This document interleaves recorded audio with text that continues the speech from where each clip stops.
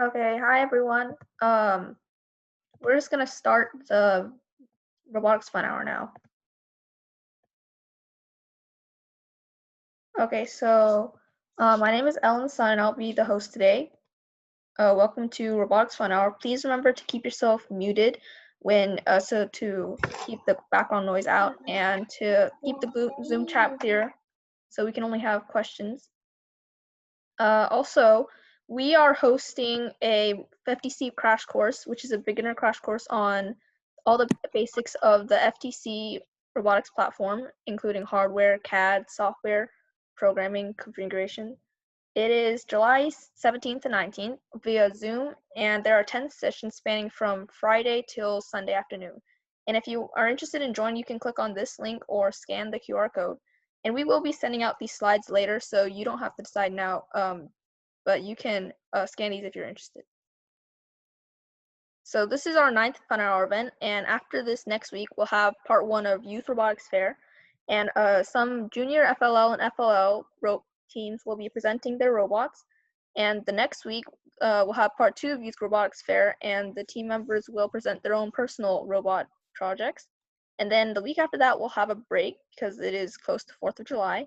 And we have 3 more sessions after that for our final Robotics Fun Hour, which is on the 31st of July. And if you want to, you can participate in a personal project showcase and show a project of your own during the Fun Hour. And we'll have a final RoboCode tournament during that Fun Hour as well. So for today's online resource, I'm going to introduce Tinker, which you can sign up for free with your email at this website. It's very similar to Scratch in that it has a wide variety of project options, including block-based, JavaScript, Python, robotics, HTML, Minecraft.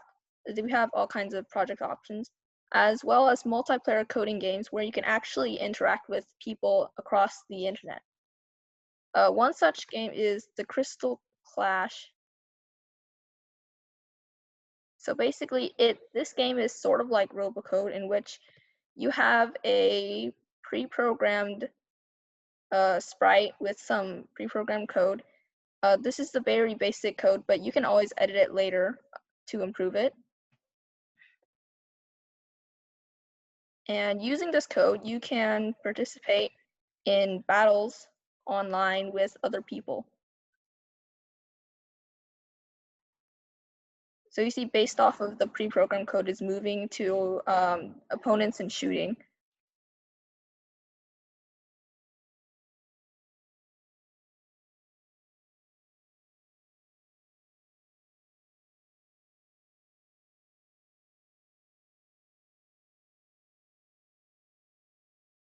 Okay, I got 4th place, but anyways,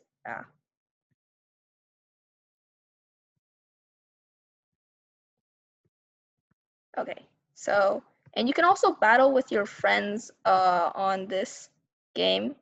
So your code is over here, and just ask your friend to set up an account and enter your friend's code here, and you can have a battle with them as well. Now we're going to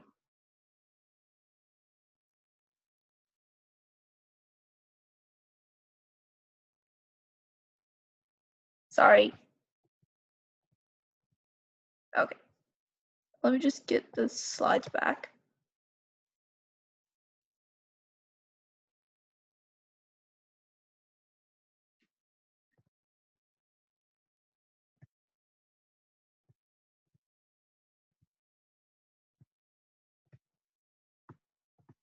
Okay, now we're going to have Builder Zone with Anthony. He's going to do a Prusa 3D printer assembly.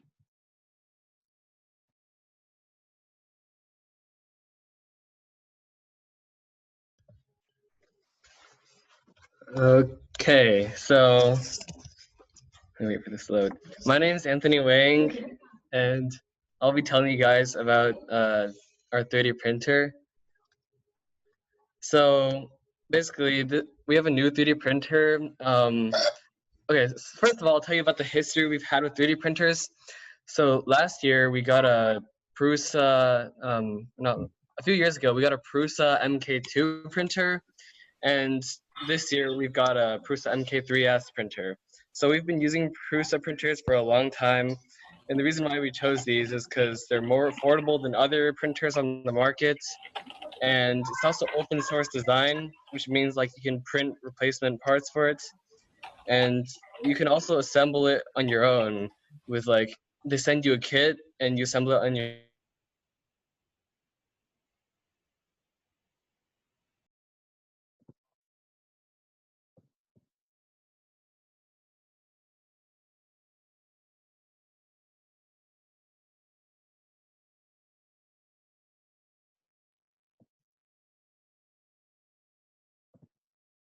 optical filament sensor and a mechanical lever compared to before where it's just optical. So it's more reliable. And also there's other minor improvements like higher resolution, less speed, and less noise. Okay, so this is me, Max, and Austin assembling the kit for it. So it took 8 hours in total. It took 3 hours for the 8 of us to complete the assembly in total. And we did run into some issues. And in general, I would say it was pretty easy. Although it was just tedious. And then we also had like a few other minor problems. Okay, so first off, the printer has a y-axis. So here's a picture of the motor driving the y-axis plate. It's a belt driven, and this is what like the print itself sits on. And then the x-axis, it's the thing it's a thing that's highlighted, and it moves up and down on the z-axis. It's also belt driven, which will show you a picture. I mean, you should be able to see in the picture. Oops. You should be able to see on the picture on the left that there's a belt and a motor for the x-axis. All right, and then the z-axis, it carries the x-axis up and down, and like the x-axis and y-axis are both belt driven, but the z-axis is a lead screw because lead screws are like more stable and you can have like finer resolutions for each motor rotation. It's a lot more stable compared to a belt driven. Okay, and then e-axis, so this is the extruder axis. Inside the extruder, there are 2 gears that pull down the filament from above, and then they go into the heating element and then come out as liquid plastic. Okay, and then on the front of the printer is the LCD assembly. There's just one knob that you can rotate and a button you can press to navigate through the menu. There's also an SD card, so you upload files to the SD card, and then you can go into the menu and select to print those files. Okay, and then the heat bed. Okay, let's see. Wait a second, let me fix this.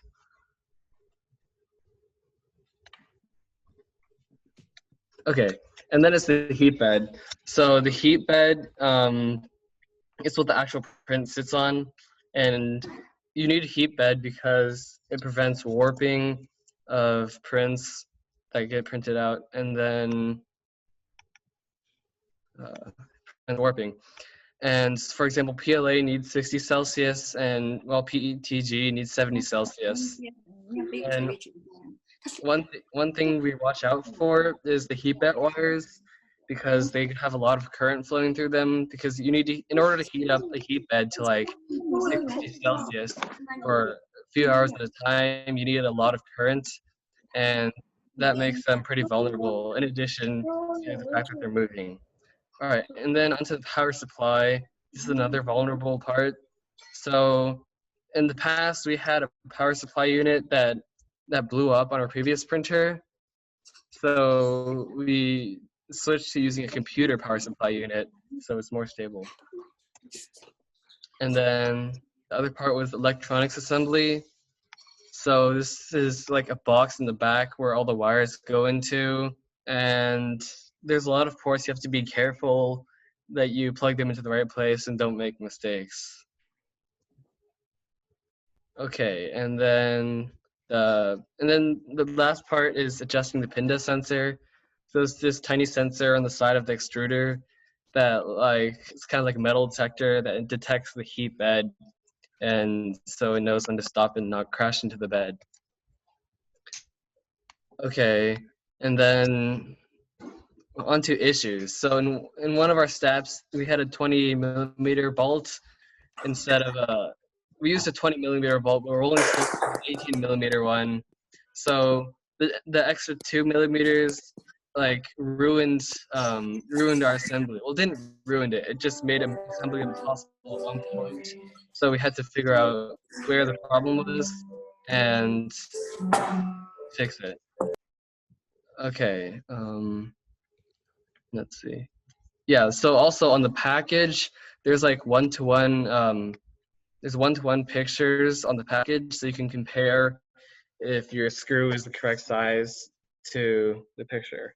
All right, and then our second issue was the filament sensor. So there's a new feature on this printer that tells you if there's filament in the extruder head. Okay, and then you guys type in chat, what kind of sensor do you think would work for detecting filament if there's filament in extruder head? So you guys can type in chat and answer this question.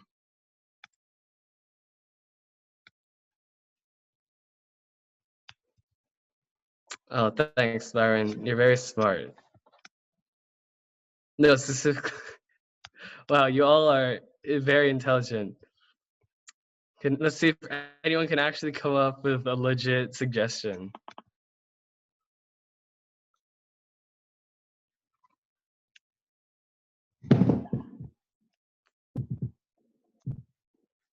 Okay, yeah. Well, Bin Hu claims to know the answer, and he's pretty much right because it's an IR sensor combined with the lever. So he said like optical sensor combined with mechanical. So yeah, basically an IR sensor, it is an optical sensor because it's just infrared light, and there's a lever inside. So when you put the filament in, it moves a steel ball, which moves the lever, which like goes into the range of an IR sensor. And the point of the filament sensor is to like detect jams and stop them. So every sensor has default value in the code if the hardware doesn't work. And in this case, what do you think the default value should be? Do you think, like, type in chat if you think it should be filament in or filament out, the default value.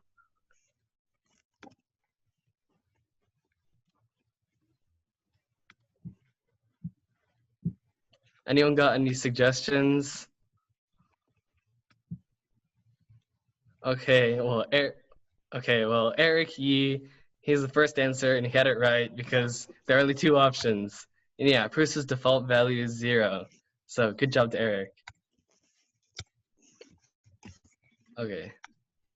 So when our sensor doesn't work, where do we check the debug? I'll just give you the answers. So obviously the sensor itself, like if you want to test if the sensor itself works, you like take the sensor out and then like wave your finger in front of it to see if it works. And then the wire connection, I guess you could use like one of those things to measure resistance in a wire to check if the wire works. And then also you want to check if you have the correct port on the controller board. And that was where our problem was. Wait. Yeah, that was what our problem was. So we had our filament sensor in the wrong port. And yeah, these are normal debugging procedures to check like all these problems when you do FTC. So yeah, our problem was that we had the wrong port. And so as you can see in the picture, we plugged it in onto the yellow when it's supposed to be plugged into the pink. So we were wondering why it didn't work, and that's why. And I'll show you a short time lapse. This is part of the time lapse of our 8 hour long assembly. If I can get it to work. There. Okay, so as you can see, Max is on the side. He's assembling the E-axis, I think. And then Austin and I are on the top right, and we're assembling the Y-axis. So like here you can see we're like pushing the printer all the way across the table because that part was really hard to do, like tightening the belt. And let's see. Yeah, at the end I remember we lost a screw there, and like we spent like 30 minutes looking for a lost screw. So make sure you don't lose your screws. Okay, and then I'll show you a demo of the calibration. Next, you start recording. I mean, not recording. Filming.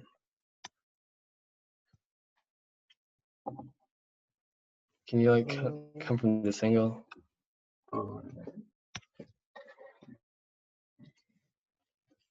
I'll stop sharing, I guess. Oh, it's so hard. It's fine. Just hold it like this. Okay, we're gonna show you. If I can get this to work. We're gonna show you how the calibration works. So you go to the menu, as you can see. Wait, can you come over here closer? I guess. So like if you turn. Okay, I don't think you can see that. Whatever. If you turn the knob, you can select different options on the menu. It's fine. I don't think it's possible. And then, this is no SD card. I don't know why. Whatever. Even though there is an SD card. When you held it still, it started to focus and I could faintly see it. Can you like go closer? Oh, genius. So yeah, I'm rotating the knob, and it can like go up and down. And then I press down the knob. Yeah, so this like main. So you go to calibration, and then calibrate X, Y, Z. Okay, and then let's start it. You just do it from this angle.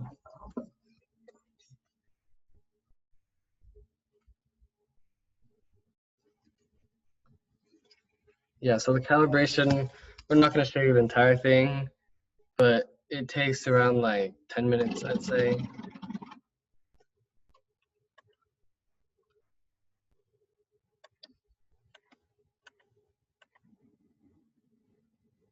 Yeah, this is just a demo of the calibration. And please keep the chat on topic, okay? Stop spamming punctuation marks.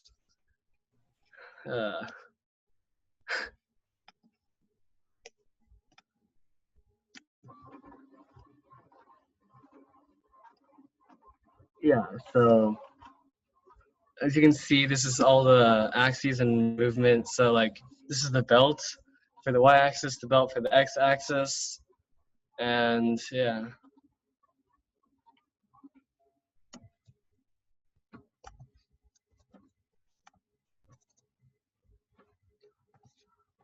Okay, I think that's good enough for a demo. That's all I'll show. Okay.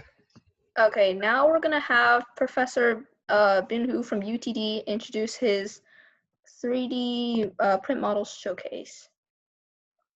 Let me scroll down.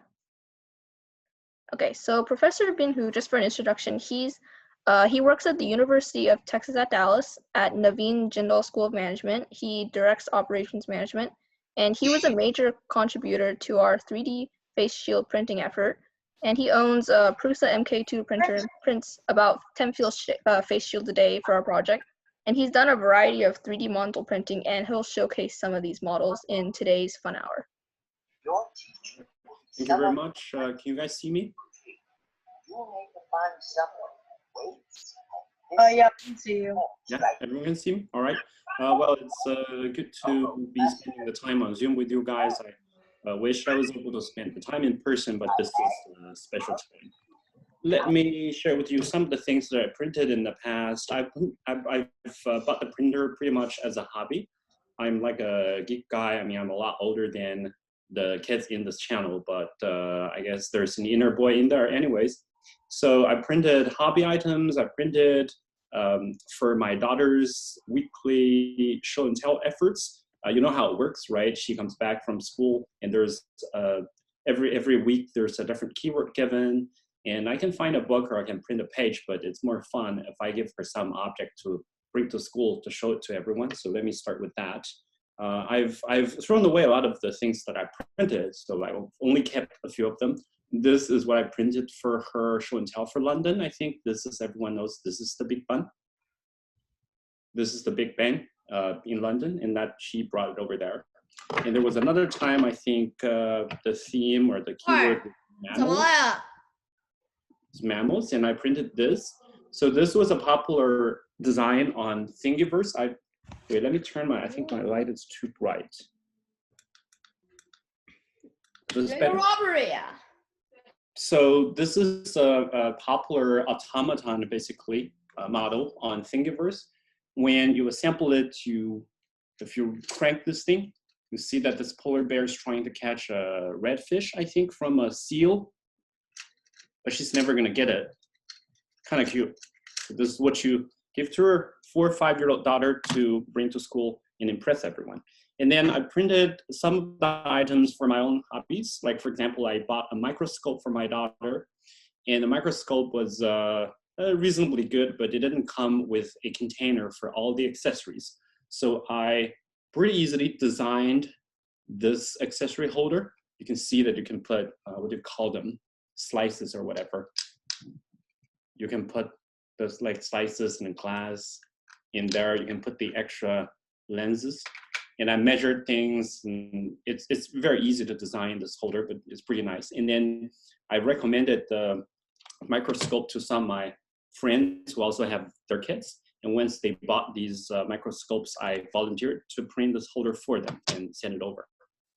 When I wanted to kill some time, here's my Switch. And you know, if you have a Switch, you know it's not totally comfortable to hold and play. So you can print this holder.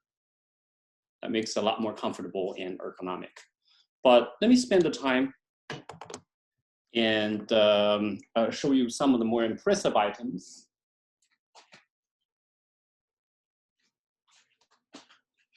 So this thing was when my mother was visiting me, she was totally bored. And I printed this, I believe this was the flagship of Captain James Cook.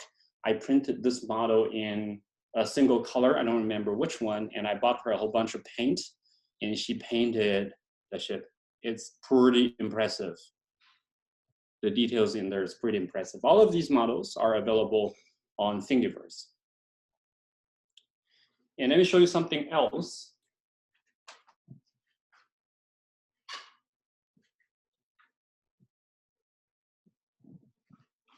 You can probably see that there's a grand piano on my back, and I think my daughter might be coming in and screaming anytime.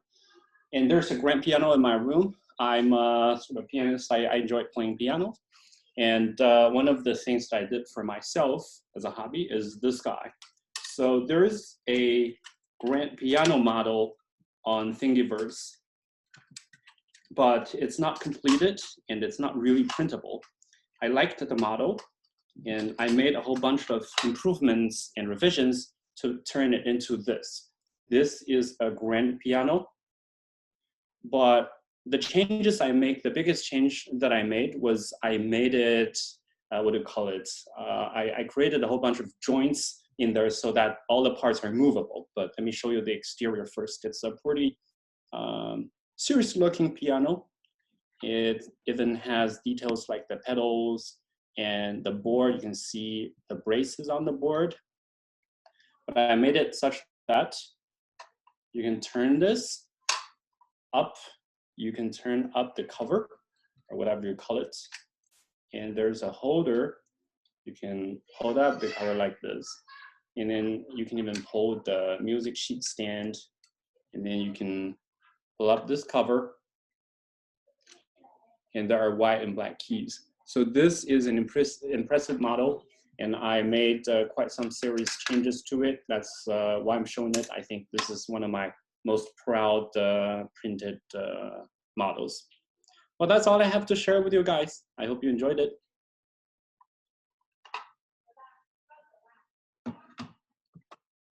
Okay, now, so if anyone has any questions for Professor Binhu or Anthony, you guys can ask them in the chat now. And please stop spamming random comments. We want to keep it clean for questions so that we can answer everyone's questions. Any questions? How did you get the proportions just right? Well, good question. With this piano, I didn't have to get the proportions just right because there is a model, which is not really printable, but the model is proportional-wise, it's pretty well done. In fact, the proportion is still not perfect. It's somewhat out of proportion. If you have a piano, you know that the cover does not open up to be kind of flush with the top of the piano. The cover should be shorter, which means the proportion is not perfect, but it's reasonably good. Any CAD design you use to print models? Very good question. I use, let me think, what is it called? Let me check actually. It's in my favorites. So I use this website called TinderCAD. TinderCAD. So what's nice about TinderCAD, first of all, is free. And number two, it's really easy to use. It involves zero programming. What you do is you pull simple geometries and you can sort of turn them into negatives. You can turn them into holes. And by combining the solids and the negatives, you can create new shapes. And then you can turn the new shapes into negatives, into holes. And by doing that, you can create more and more complex structures. It's a very easy to use. And one of the benefits is it works completely within your browser. So there's nothing to download. Just use any browser, go to TinderCAD, you're able to do that. You made an attack helicopter, that's impressive. Let me see. What did you use to make the design? The many pieces put together, or you printed the whole thing? Oh, these like this piano thing, of course, is printed in pieces and then put together. It took quite some time. And you have to think carefully about how to put them together. You have to design the parts so that they're printable, etc. These are all parts of 3D printing. The lid just slam on your finger and hurts like hell. Well, Kevin, I have a piano over here and I recommend a kawaii piano to you guys because all kawaii pianos, as far as I know, has they call it like a cushion structure in the lid so that when you drop the lid, it goes down slowly. How do you put it together? I put the parts together. Most of the parts are put together with glue. And some other parts, I designed them to be barely, like they can, like these hinges. I designed these hinges to be only like 1 millimeter apart. So if you bend it apart, you can push it in and you let go, it won't easily drop out. If you pull it, it'll drop out.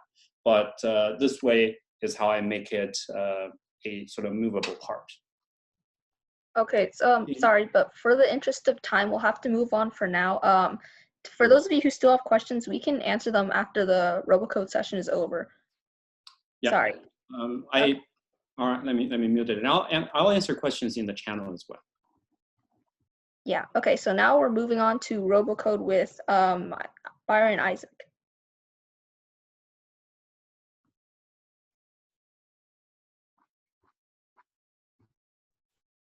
So as you can probably tell already, I'm not going to be teaching this time session again. Last time we had David talk about linear predictive shooting, and this time we're going to have Isaac talk about another really important and useful technique that's going to be HashMap for target information. So a lot like David, Isaac is also a young coder that's part of an FLL team, and David and the rest of his team have been working really hard on RoboCode. I'm making a lot of different robots. Isaac in particular has won, I think, once or twice in Division 2 at least. He's won. So he's a very good RoboCoder. And I want you guys to pay attention and enjoy the lesson because there's a lot of useful stuff in there. So yeah, take it away, Isaac. Hello, my name is Isaac, and I am from ACP Young 40657. The weekly tournament is a 4-robot melee battle. You might ask, how do you keep situation awareness in case of multiple enemies? Well, how about rotating the radar like crazy? Well, the issue with that is it could lose focus on one robot.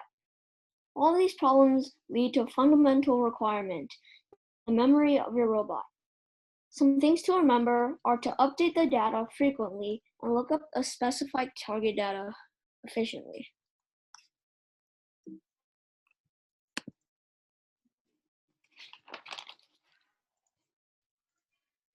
Every robot is different. On the battlefield, the data is changing fast. On the right, I want the data layout to look like this. It leads to two problems on the left. If we wanted to update data when we scanned enemy 3, we wouldn't want to check enemy 1 or 2, so the robot would skip to enemy 3. And if you want to maintain that code, the robot can store that info instead of writing 30 lines of code. And this is only 3 robots. How about 20?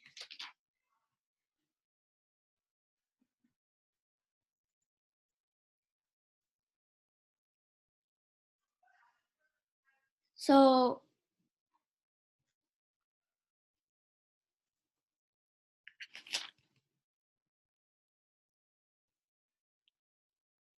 here's a solution, HashMap data structures. Here's a solution of HashMap. Data structures are a particular way of organizing data in a computer so that it could be used efficiently. HashMap is a data structure where it can organize it into a key value. A HashMap doesn't allow duplicate keys, but allows duplicate values. And here's a quick link if you want to look at it. And this is a logical picture of HashMap.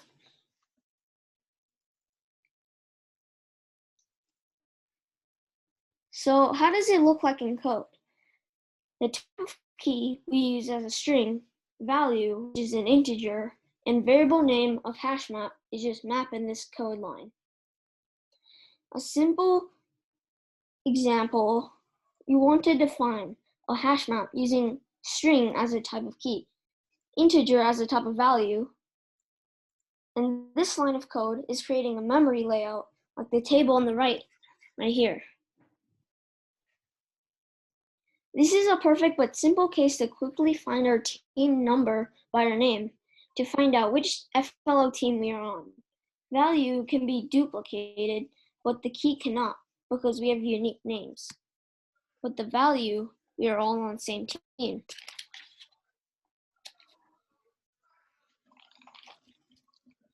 After this page, we defined a hash map. What can we do about it? So let's have a real-life situation. In a dictionary, you want to find the definition of a robot. So you look for a value by key. Right here, we have the key. And right here, we have the value, which is the definition. The dictionary has table of contents and page number index. The hash map will instantly find the explanation of the robot because it doesn't have to search every page, but once it knows a key, it knows where to find the value immediately. Back in the code, 2 APIs, contains key and get key. Contains key will search for us if the key exists, and get will return the value stored.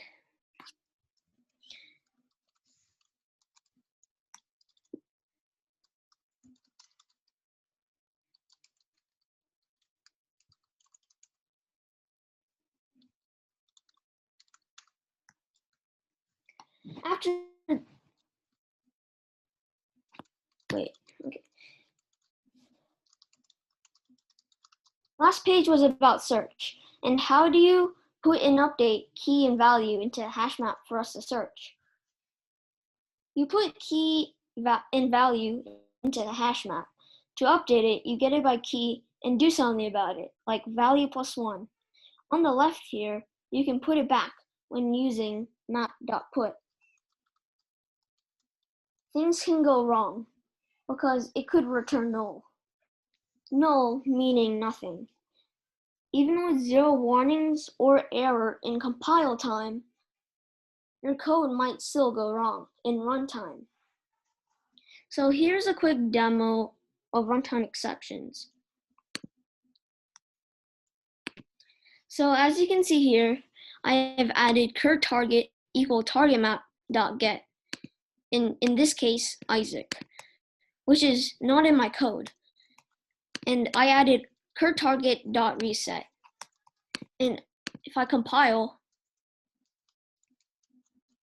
it says compiled successfully.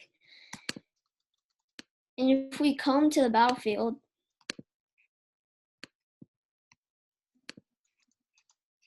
okay, let me stop this and come to the debug console. As you can see, null. And the place where it went wrong is line 70. If we come to line 70, curTarget reset. And this is because on line 69, because curTarget equal targetMap.get made null. And then curTarget.reset, well, you're doing something which makes the null go wrong. So coming back to the slides,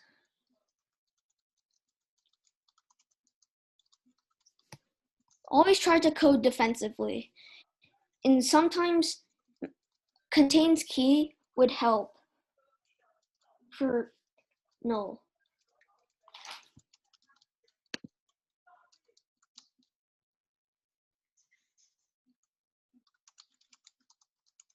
The last page was about simple HashMap operations. And now let's go back to the battlefield on what could be used as a key. So you might be asking, what should be in a HashMap key? Well, the key has to be unique. Try to make the key simple and easy to look up. And you also might be asking, what should be in the HashMap value? In the HashMap value, you have heading, velocity, energy, distance, and wrapping all this information in enemy bot. Advanced Circular Target holds the predictive shooting. Advanced Circular Target extends the enemy bot. And these two classes wrap all information into a value.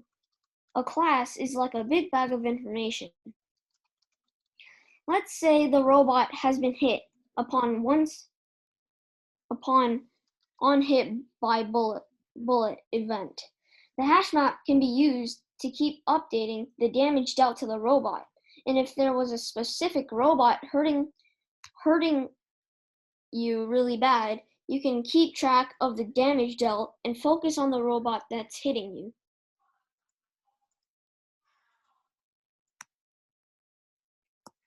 The big bag of information actually represents the logical layouts of data like the chunks right here.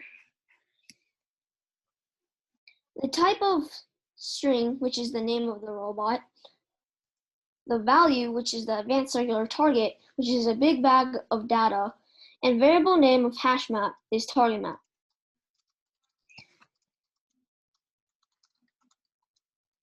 Last page, we defined a HashMap. Then how do we really utilize it in our code? If it has the key unknown target scanned before, it will update the latest info into the HashMap. Then it will create a new robot and will insert the value with put name value. And on the right is the code I use. As you can see in the code, every time before we update key value in HashMap, we make sure it is checked by contains key so that we don't fall into the situation of null values returned by get. This is defensive coding, and we encourage everybody to do it. In conclusion, HashMap is a big jump to a new level of coding, but HashMap won't make your robot the best. HashMap is only a data structure, but it can be used in many languages, for example, Python dictionary, and a great way to keep data organized. Homework challenge: create a robot which can hold HashMap of all scanned targets in the battlefield, and make sure to keep the HashMap updated and print the HashMap out into into the debug console upon on-scan robot.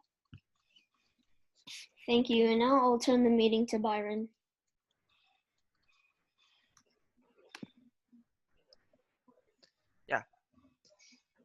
So good job, Isaac. If you guys have any more questions, you can ask them in chat, and I'll try to answer them while I'm doing the tournament or after in the Q&A. And if they don't get answered, then you can just stay a bit after 8 for our Q&A session. But anyways, right now I'm gonna be moving on to the tournament. Oops. Yeah. So let's open up the bracket right now.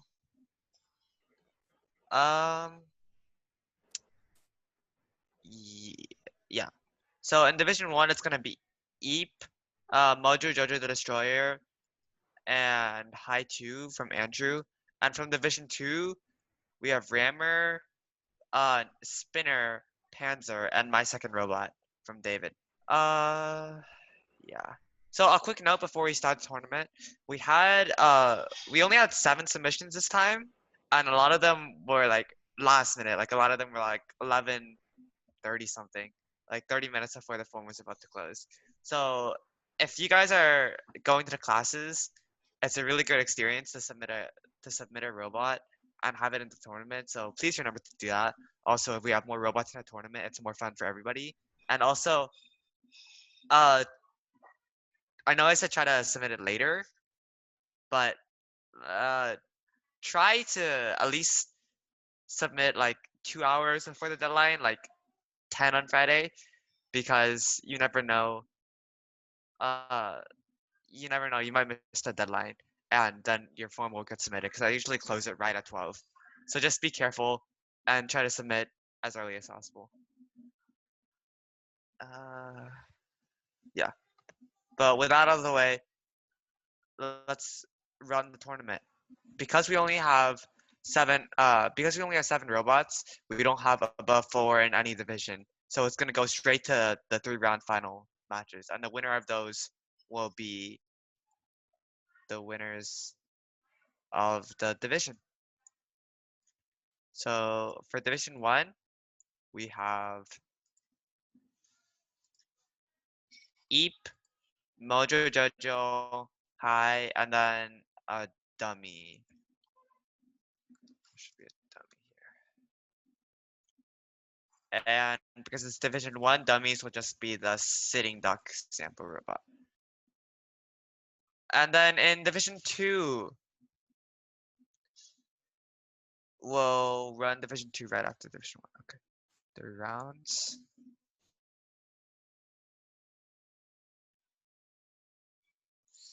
Shoot. Let's slow it down a bit. 3 rounds. All right, let's start the battle. Okay, Division 1 final starts off as usual with a lot of bullets firing off. Sitting duck, obviously, is just standing still, and it's taking quite a beating. But none of the actual robots. Never mind, I spoke too soon. Mojo Jojo the Destroyer is heavily damaged. It's about to go down. Unless it's still staying alive. It's getting some energy from hitting other, but it gets disabled. And gets taken out by a bullet from High 2. Now it's just High 2 versus Eep. And Sitting Duck is surprisingly still alive. Just sitting there. A lot of bullets firing. Eep's bullets seem to be hitting High 2 a lot. High 2 is getting hit as well, but Eep is firing higher power bullets. So High 2 is taking more damage, but it's a very drawn out battle. I'm gonna speed it up a bit. And there, the 2 robots look to be in a deadlock. Bullets are only hitting very rarely, but it looks like this time Eep is gonna take it. And now we're on to the second round. This time High 2 looks to be taking a lot of beating. Mojo Jojo actually is now leading in energy, despite being the first one to be eliminated last round. And now Mojo Jojo is now taking out Sitting Duck and now focusing back on Eep. Slow this down a bit. Eep is getting really low and it seems to be stuck against the wall. It's not firing at Mojo Jojo, so Mojo Jojo is going to take this round. And now on to the third and final round of the Division 1 finals. This round, the robots seem to be pretty evenly matched. Mojo Jojo Destroyer is firing a lot of bullets, wasting a lot of energy. Looks like it has the lowest energy right now.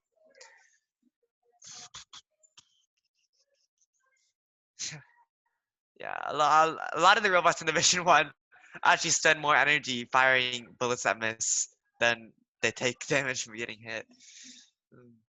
It's interesting.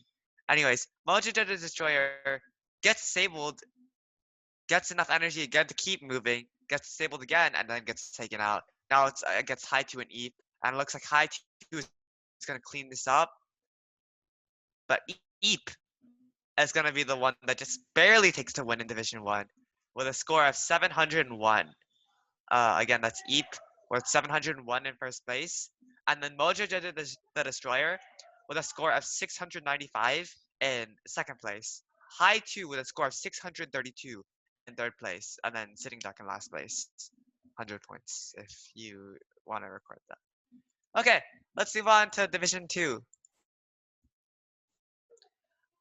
Which is going to be Rammer, Spinner, Panzer, and My Second Robot. Actually, Panzer has been very dominant these past few tournaments.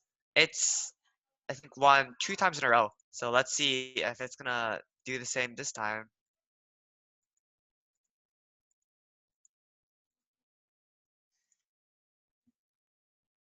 Let's start the Division 2 final round. Okay, a lot of action going on. The Rammer, Nathan's signature Rammer bot, quickly takes out, I believe it's Spinner that was taken out. But it gets taken out too. And now Panzer and My Second Robot are in a deadlock. Panzer's is going to be the winner in the battle. Now there's a huge clump of robots. But My Second Robot gets taken out. Now it's Panzer versus Spinner, and Panzer's gonna take it out. Now Rambot takes out Spinner. It's My Second Robot versus Panzer again. Panzer's gonna take it, leaving Panzer to once again win the Division 2 finals with a score of 997 in first place. Second place with a score of 597, and Spinner, unfortunately, in last place with a score of 162. So, actually, because Adrian and Panzer have won for over 2 weeks in a row now, we're actually gonna have someone different talk about the robot. And since Nathan has already talked quite a few weeks back, we're actually gonna have David talk about his robot, My Second Robot, this time, because he hasn't had many chances to talk about his robot design. Yeah. So let's start. Let's have the winners of this time's tournament review. So, hey, David and Victor, did you guys not record the scores?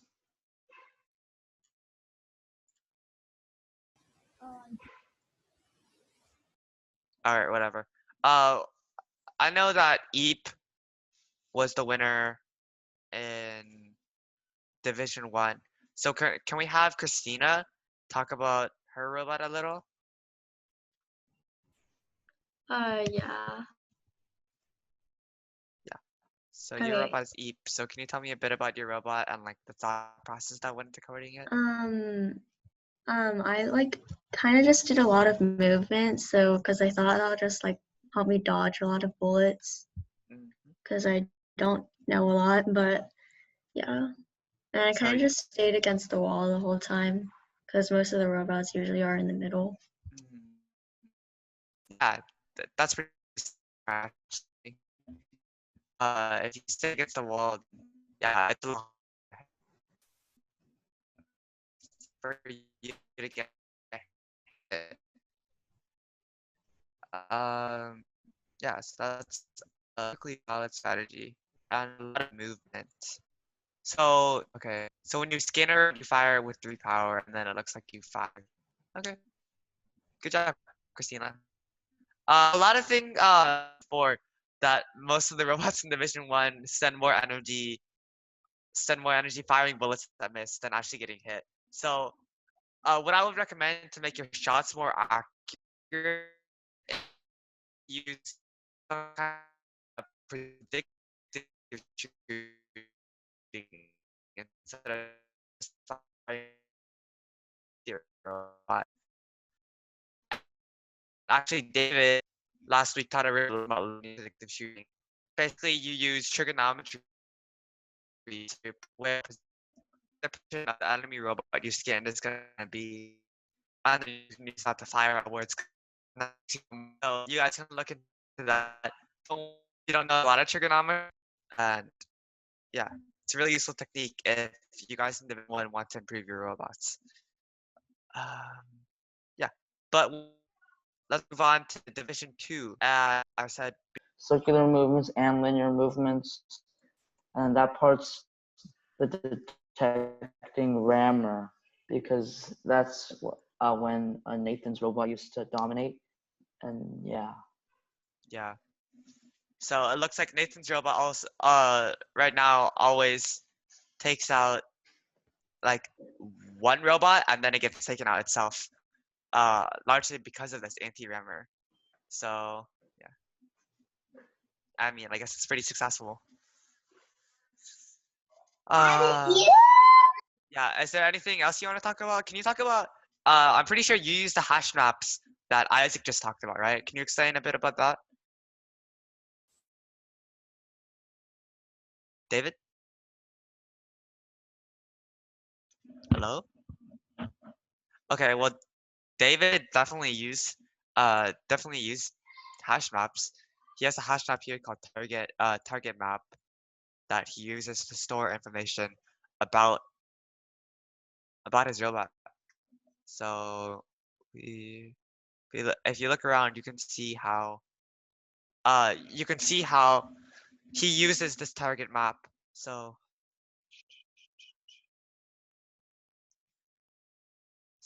you can see here that this is the part that updates the target map. So all the information about the robot is stored here. Yeah. So if the target map already contains an entry of the robot name that was just scanned, then it updates it. So it updates the entry with the latest scanned information. But if it's not, then it inserts a new thing in here. So that this way you always have this hash map of the 3 other robots in the field with you, and you can get info about it.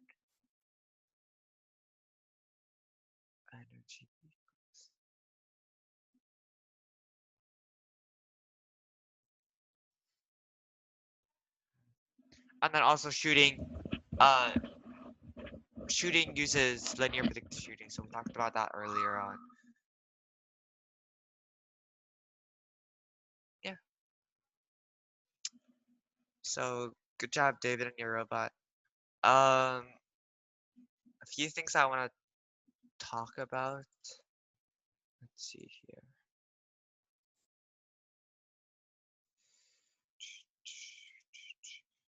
If you guys are new, I went over this in the past session, so I won't spend too much time. But if you guys are brand new, if you're confused about this robocode stuff, you can look here for our previous sessions, and then we have videos of all the sessions, and we have information about the installation. So if you're brand new, if you don't know what's going on, you can watch those videos and try to install robocode, and you can get started.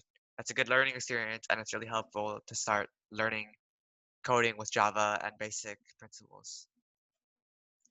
Yeah.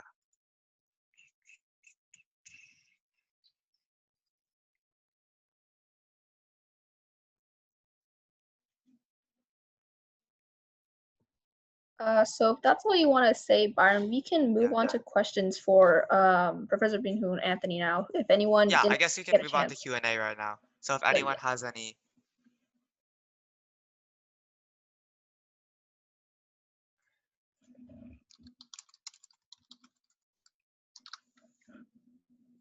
yeah, so I guess we can move on to Q&A. So if anyone has any questions that they typed in chat and we didn't answer, you can just retype them. You can just retype them here. I'll be scrolling through, and Anthony or Doctor Who or I will try to answer the questions.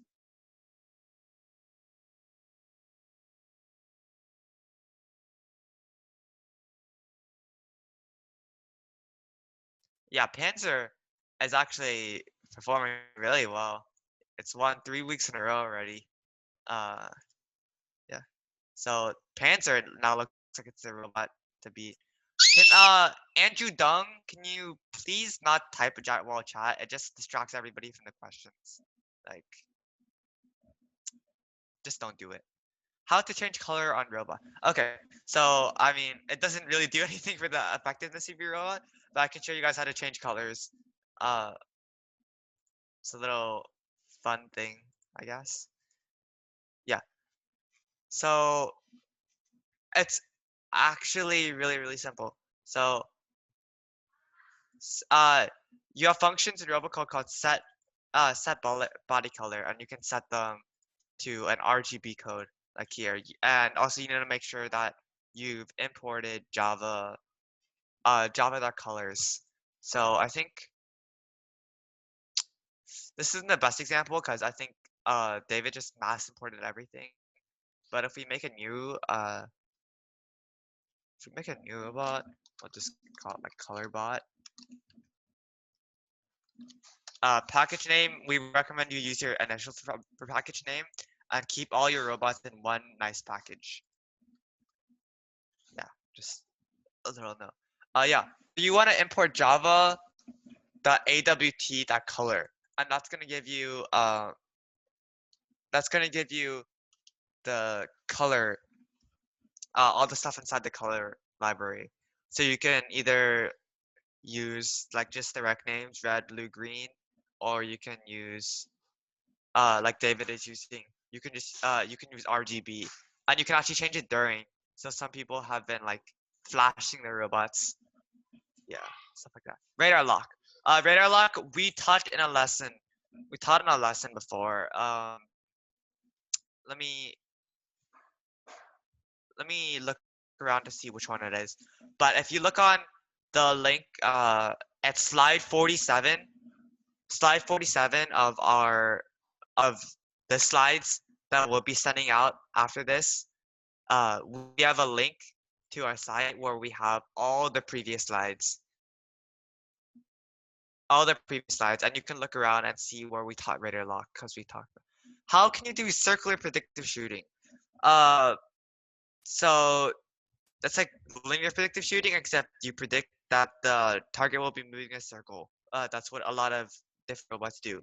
If you want to know exactly how to do it, you can look it up on the RoboWiki, or I've done it myself. I might do a lesson on it in the past week, so you can wait for that. But if you want to know, best way would be to just look it up in the RoboWiki. How do you get your bot to track another bot? I mean, just use your radar.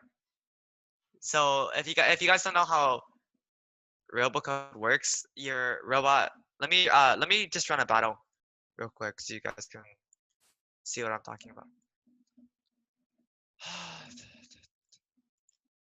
So let's say we have a bunch of robots. I'll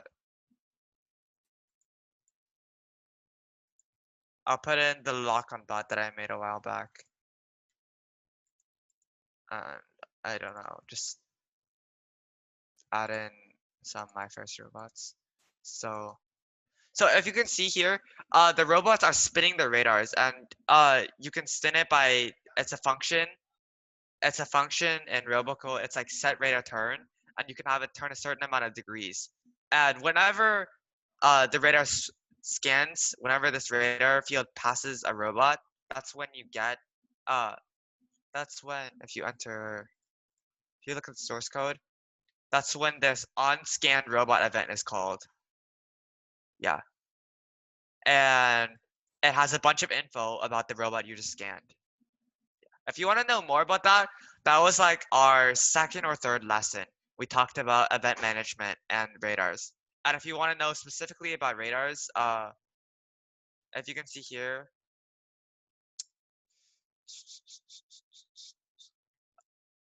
my lock-on bot is demonstrating like a radar lock.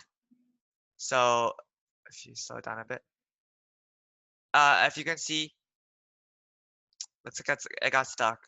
But it tries to lock on the radar, so that it's always on one specific robot. And then that way you can get continuous info about that robot. Actually, I mentioned this before, but that's not always the best strategy, especially in our 4 robot tournaments.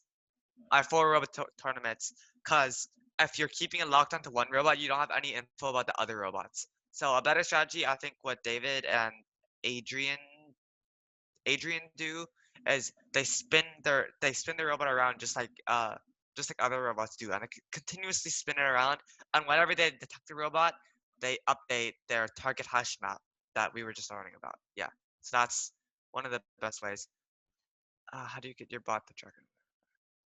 Radar cannot detect a bullet shooting towards you. I talked about bullet dodging in another lesson. Panzer doesn't have a hash map. Oh, sorry, I didn't realize. What does Panzer do to track robots? Does it just lock on, Adrian? Yeah. Okay, so Panzer does just lock on. So I suppose if there's 4 robots, it doesn't matter as much that you're not getting info about 2 robots. The robocode has an official like melee thing where there's 10 robots actually, and that's when it becomes a lot more important to use hash maps. Yeah.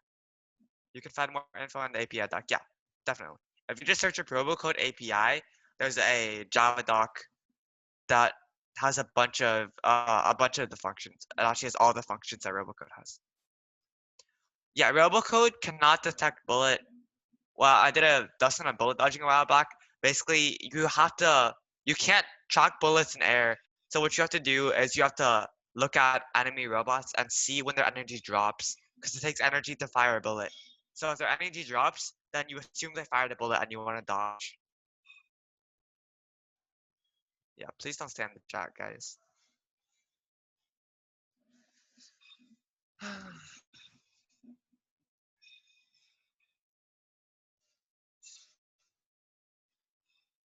All right, any other questions? If you ask questions to Dr. Who or Anthony that didn't get answered, you can just type them in chat right now, and they'll do their best to answer them. It doesn't have to be over robocode, these questions. Can radar detect that the other tank's radar is scanning on you? I don't believe so. You shouldn't really need to though.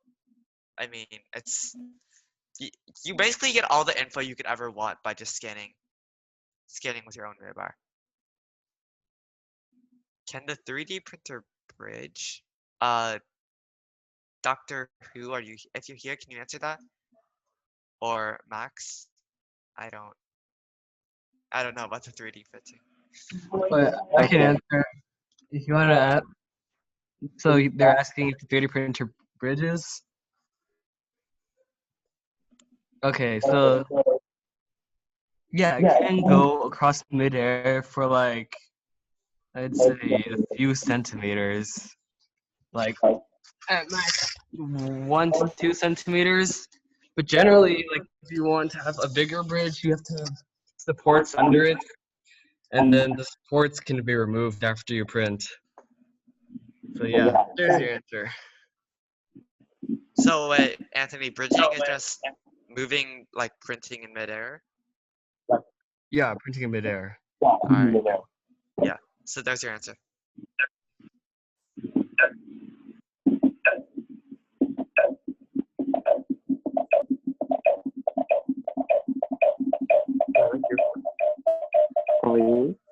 Any other questions?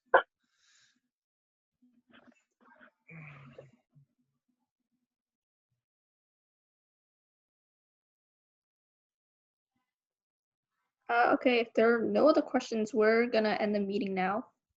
Yeah, so just remember, we'll be sending out a follow-up email with the link to the slides. So if you want to go back and see something, that's always available. And you can go back and look at the recording of this meeting too. And if you have any questions, you can email Byron or our team email, and we'll answer them. Well, people target Panzer. Well, the thing why people targeted Rammer was that Rammer was like a specific behavior that was like, if it was really bad if you didn't know how to deal with it, but if you could deal with it in like a specific way, it's actually pretty easy. But so it's less likely that people would specifically target Panzer, but we'll have to see. We'll have to see. Yeah, because Panzer is just from what I've seen, it's a good like fundamental bot. And it's good dodging and good shooting.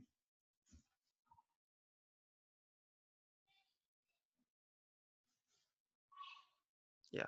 Another thing I'd recommend, especially for Division 2 robots, is to look into positioning more. So a lot of you guys are just focusing on like dodging and shooting, and while that is important, like finding like having your robot go in like a corner or something is actually really effective to dodge bullets. Can you make a robot that targets the robots with the most energy? Yeah, sure. Yeah, you can do that with HashMap, like we just said. If you store all of them in a HashMap and track like the maximum energy value, then yeah, you can easily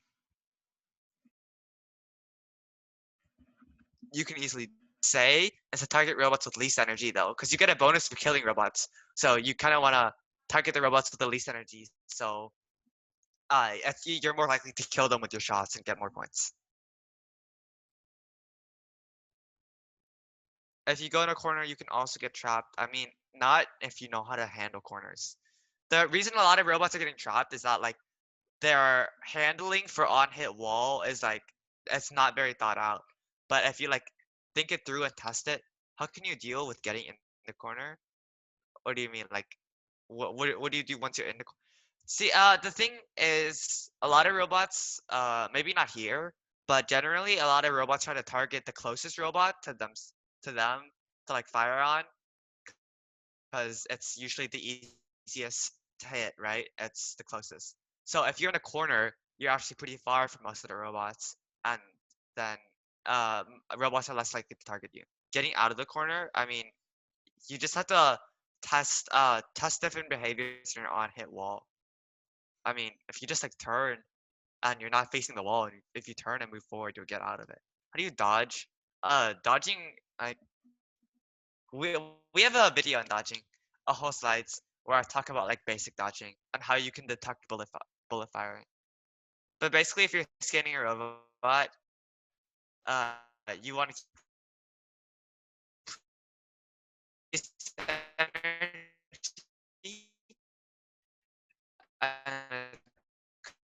energy is more up than that to move your robot to the left to try to dodge the bullet just fire. That's the idea. There's a lot of different complex things that you could. Yeah. Another tip for Division 2 actually. A lot of robots, especially Panzer, use linear predictive shooting. Basically, if you listen to David's thing, linear predictive shooting assumes that your robot is always moving in the same direction, and that's how it predicts the firing. So if you have your robot like constantly reverse directions on turn, you can kind of try to check linear predictive shooting like that. Yeah. Can you make a robot to compete with us? I mean, I'm not really interested in making my own robot. I could try to do it, but I don't know. Who knows? Might not actually be as good as you guys, especially the FLO kids, because they put a lot of time and they're helped by Coach Guru. Yeah.